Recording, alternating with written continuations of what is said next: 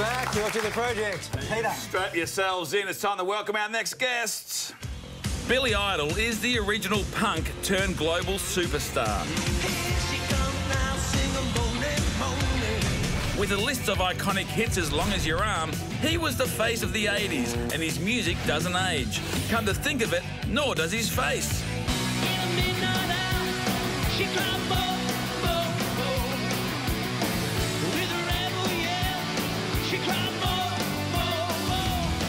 One of the original MTV stars, Idol's music videos set the standard, with Rebel Yell and White Wedding leading the charge.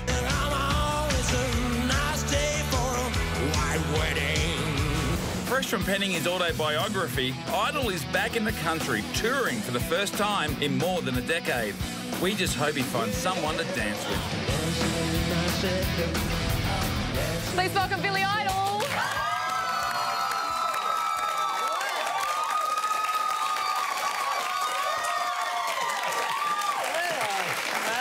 They sounded like the Nuns did when they...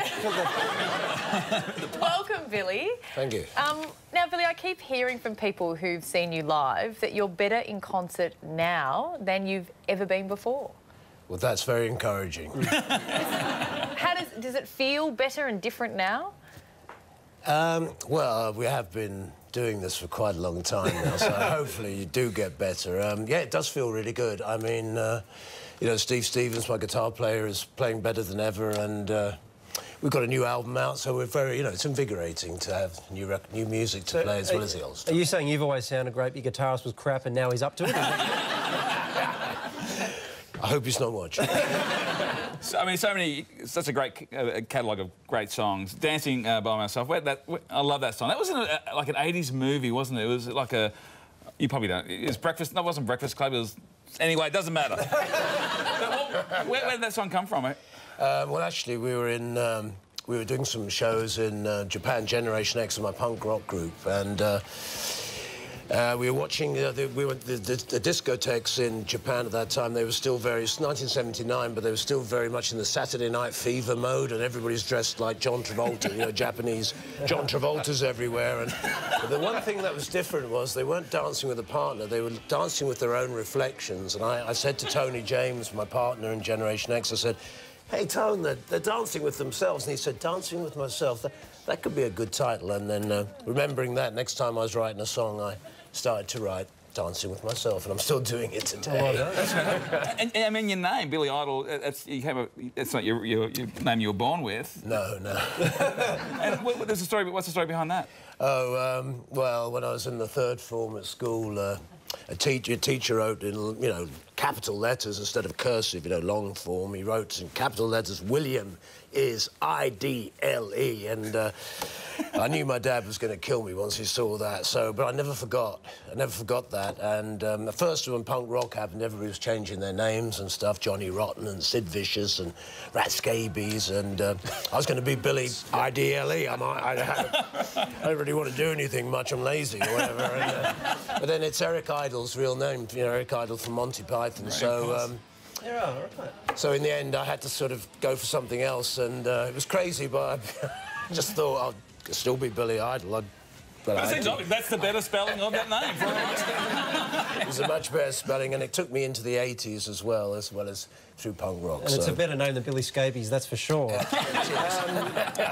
You've mentioned punk rock a few times. A punk rock icon from the 80s you were, and so I was delighted to learn that you are a graduate in English literature, which is about the most unpunk thing in the world, isn't it? No, I didn't. I was only there for a year, and I left. Oh, you so dropped I didn't out? Actually, well, in that case, dropped out. Yeah. That's totally punk. I dropped out to join a punk rock group. That's what I... Oh, that's very... Billy, I'm a big fan of sneering. I like sneering myself. You know, can you give us a decent... I reckon I could probably do better than that. Oh, that's quite good. It's like you're going to the dentist.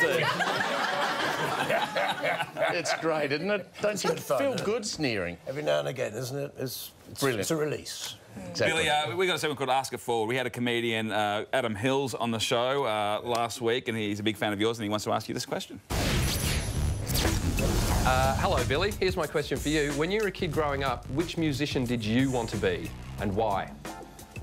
Yeah, well, I really loved John Lennon. I thought he was fantastic. And then a bit later on, I loved the Velvet Underground, so I loved Lou Reed as well. But John Lennon was a big influence. Yeah. Is it hard to control your influences, or like, you know, you don't want to be too influenced by anybody? Well, you have to watch out, but there again, you know, you want to sort of marinate yourself in the things that you love, and because you want to reproduce things that made you feel good in the first place. And so, but there again, yeah, you have to be careful. You don't want to be stealing anything. One of the things I love is blokes like us in our late 50s. I just turned 60, you're 59. That's right. Don't feel that at all, do you?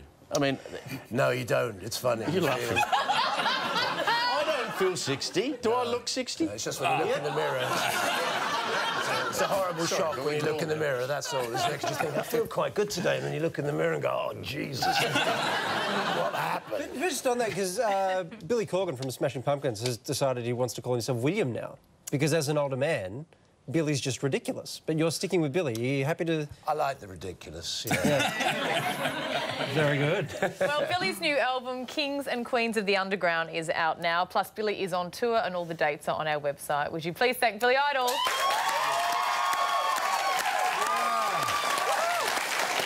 Stick around, more project coming up.